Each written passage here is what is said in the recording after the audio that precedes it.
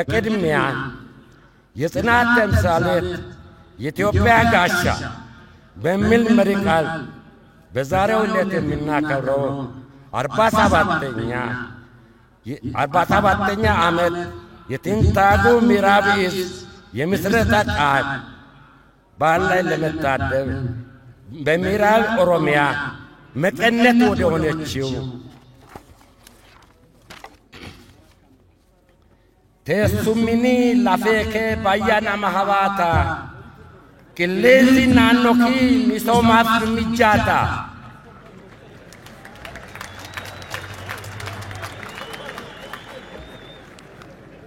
ተብላ ወደምትወደሰው ውቢቷ ነቀምት ከተማ በመምጣታችሁ የተሰማኝን ልባዊ ደስታ በራሴና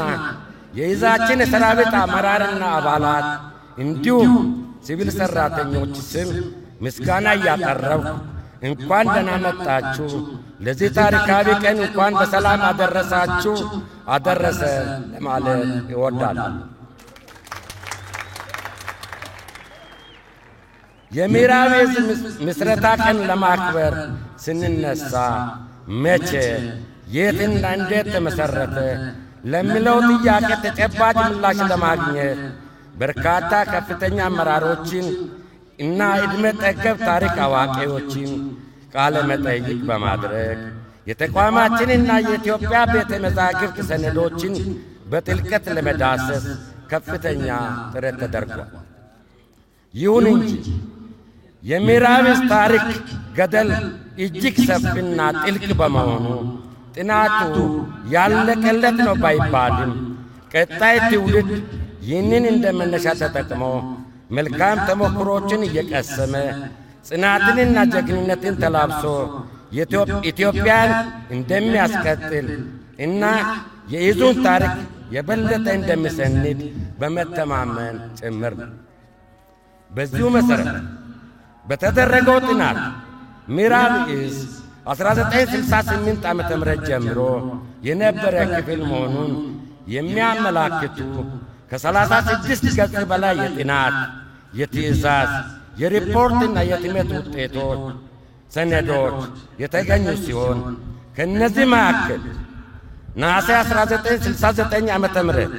ለ6 ከፍተኛ መኮንኖች ሹመት ተሰጠ በሚል ርዕስ አዲስ ዘመን ጋዜጣ ነሐሴ 15 69 ዓመተ ምህረት ያስነበበ ሲሆን ከስድስቱ መካከል በአራተኛ ደረጃ ላይ የተጠቀሱት ኮሎኔል ጌታቸው ባልቻ የምዕራብ ዕዝ አዛዥ ሆኖ የተሾሙበትንና መስከረም 10 1970 ዓመተ ምህረት ለመከላከያ ሚኒስቴር በተጻፈው ደብዳቤ ከመስከረም 16 1970 ዓመተ ምህረት ጀምሮ ምዕራብ ዕዝ በይፋ እንዲጀምር ከርዕሰ ብሔሩ በተጻፈው ደብዳቤ መታዘዙን የሚያረጋግጥ ደብዳቤ መነሻ በማድረግ የዕዙ ምስረታ 1970 ዓመተ ምህረት ጀምሮ እንዲሆን የተወሰነ መሆኑን በዚሁ አጋጣሚ ለመግለጽ እወዳለሁ።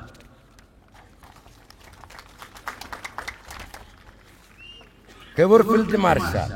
ክቡራን እንግዶች፣ ክቡራትና ክቡራን፣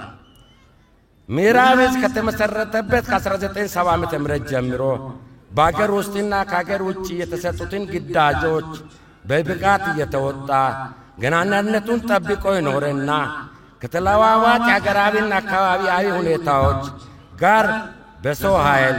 በትጥቅ አደረጃጀቱ እየሰፋና እየዘመነ ወቅቱን በሚመጥን ቁመና ራሱን እያበቃ ሀገርን ከውርደትና ከብተና በመታደግ የአገራችን ሕዝቦች ሉዓላዊ ክብር ከማስጠበቅ አኳያ ድንበር ዘለል ወንጀሎችን በመቆጣጠር እብሪተኞችን በማስታገስ መቃዲሾ ድረስ ዘልቆ አሸባሪውን በመደምሰስ የሙርሌ ታጣቂዎችን ጥቃት በመከላከል የውጭና የውስጥ ቅጥረኞች ባንዳዎች ተናበው እዚህም እዚያም የሚለኩሱትን የጥፋት እሳት በማጥፋት መንግሥትና ሕዝብ በሰጡን አደራ በሚገባ የተወጣ የመጣ ታሪካዊ ዕዝ ነው። የአገር ጋሻ የሆነው የምዕራብ ዕዝ ክፍለ ጦሮች በኢትዮ ኤርትራ ጦርነት ወቅትም በጾሮና፣ በባድሜ፣ በባሬንቱ፣ በማይላም፣ በሙልቂ፣ በይገላ፣ በስፍራ ገነት፣ በአዲኳላ እና በሌሎቹም አካባቢዎች ጠላትን ድባቅ በመምታት ከመቻላቸውም በላይ የብርተኛን ሻዕቢያ አይቀጡ ቅጣት በመቅጣት ባድሜ ከተማ ላይ ኢትዮጵያ ሰንደቅ ዓላማ በማውለብለብ የዘመቻ ፀሐይ ግባትን ታሪክ ድል ለመላው ሕዝባችን ማብሰር ችሏል። ይህ ሁኔታ ሲከሰት በወቅቱ ክፍለ ጦሮቻችንን ሲመሩ የነበሩት አሁንም ያሉት የጦር ኃይላችን ጠቅላይ ኤታማዦር ሹም ፊልድ ማርሻል ብርሃኑ ጁላ ይገኝበታል።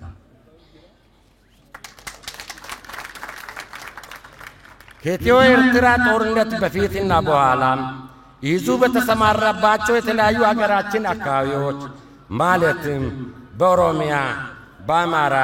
በቤኒሻንጉል ጉሙዝ እና በጋምቤላ ክልሎች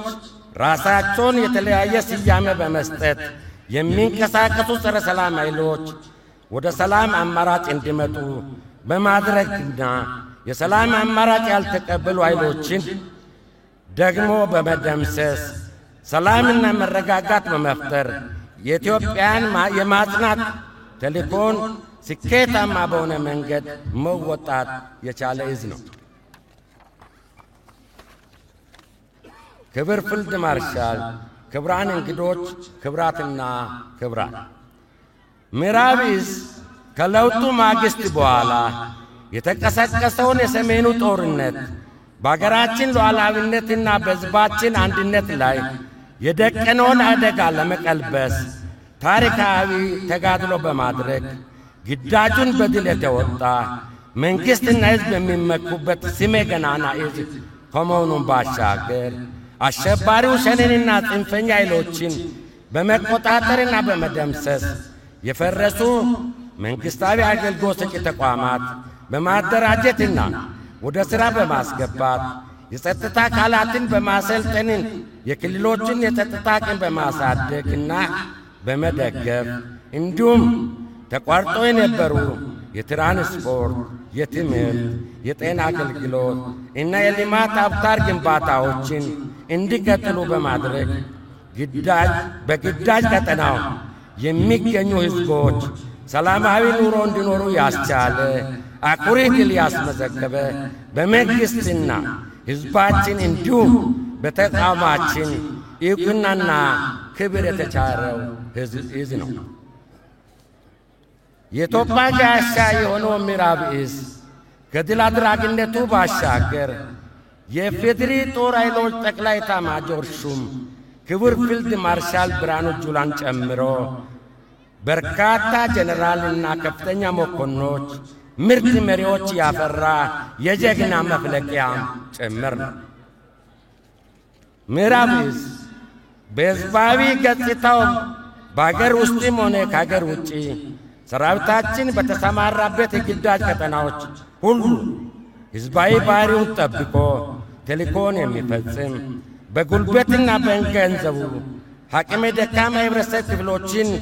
የመኖሪያ ቤት፣ የትምህርት ቤቶችና የጤና ኬላዎች በመስራትና በማደስ በሰብል አጨዳ፣ በእርከን ሥራ፣ በችግኝ ተከላ፣ በትምህርት ቁሳቁስ ቀለብ በመስጠት በደም ልገሳ እና የተለያዩ ቁሳቁሶችን ወገኑን የሚደግፍ ጀግና ሰራዊት ከመሆኑ ባሻገር ጠንካራ የልማት አርበኛ ነው። ከዚህ አኳያ የተወሰኑ ማሳያዎች ለመጥቀስ ያህል ታላቁ የኢትዮጵያ ህዳሴ ግድብ የመሠረት ድንጋይ ከተቀመጠበት መጋቢት 24 2003 ዓ.ም ጀምሮ ግንባታው ያለምንም የጸጥታ ችግር እንዲከናወን በማድረግ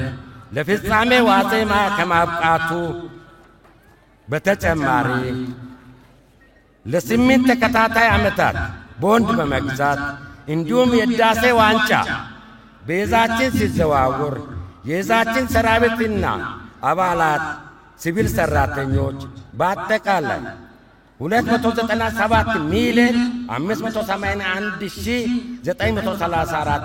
ብር የቦንድ ግዢ ፈጽሟል። በተጨማሪ ለገበታ ለሀገር በቦረና በድርቅ ለተጎዱ ወገኖች፣ ጎፋ ለተከሰተው የተፈጥሮ አደጋ፣ ለትምህርት ቤትና የሕዝብ መድኃኒት ቤት ግንባታ በድምሩ 105 ሚሊዮን 409,51 ብር ከደሞዙ ቀንሶ በመደገፍ ሰራዊታችን የልማት አጋርነቱንና ሕዝባዊነቱን በተግባር አረጋግጧል።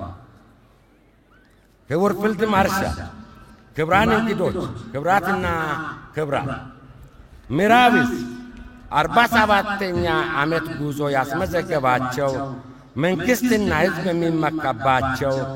ደማቅ ድሎች ሁኔታ አልጋ ባልጋ ሆኖ ሳይሆኑ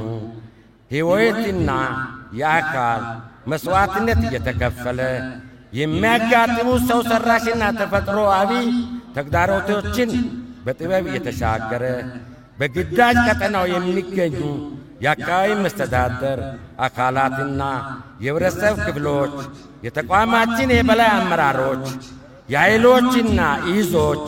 ድጋፍ ሰጪ ልዩ ልዩ የመከላከያ ስታፍ ክፍሎች፣ የመላው የዕዛችን ሰራዊት አመራርና አባላት እንዲሁም ሲቪል ሠራተኞች ቅንጅታዊ እገዛና ርብርብ ታክሎበት መሆኑ ሊሰመርበት ይገባል። የኢትዮጵያ ጋሻ የሆነው ምዕራብ ዕዝ ከተመሠረተበት ጊዜ ጀምሮ በሰው ኃይልና በአደረጃጀት ከጊዜ ወደ ጊዜ እያደገ የመጣና ባይበልጥ ደግሞ ከለውጡ በኋላ በሰው ኃይል በአደረጃጀቱና በዘመናዊ ትጥቆች የተደራጀ በመሆኑ በመንግሥትና በሕዝባችን እንዲሁም በተቋማችን የሚሰጡትን ማንኛውንም ግዳጆች በላቀ ጀግንነት ውጤት ለማምጣት በስነ ልቦናው ሁለንተናዊ ዝግጁነቱ ከምን ጊዜውም በላይ የተጠናከረ መሆኑን ለማረጋገጥ እወዳለሁ። በአሁኑ ወቅት ዕዛችን በአገር ውስጥና ከአገር ውጭ ተቋሙ የሰጠንን የሰላም ማስከበር ግዳጅ እየተወጣ እያለ የጽናት ተምሳሌት የኢትዮጵያ ጋሻ በሚል መሪ ቃል 47ኛ የምስረታ ቀን በዓል ስናከብር ክቡር ፊልድ ማርሻል ብርሃኑ ጁላን ጨምሮ ከዚህ ቀደም ዕዙን የመሩ አመራሮች እንዲሁም ለኢትዮጵያ ልዕልና ለሕዝቦች አንድነትና ሰላም መከበር መሥዋዕትነት የከፈሉ የጀግኖች ወንድሞቻችን አደራ ከግቡ በማድረስ ኢትዮጵያን ለማጽናት ቃል በመግባትም ጭምር ነው። በድጋሜ እንኳን ለምዕራብ ዕዝ 47ኛ ዓመት የምስረታ ቀን በዓል በሰላም አደረሳችሁ አደረሰን ለማለት እወዳለሁ። ክብርና ሞገስ ለጀግኖች ሰማዕታት። አመሰግናለሁ። ገላቶማ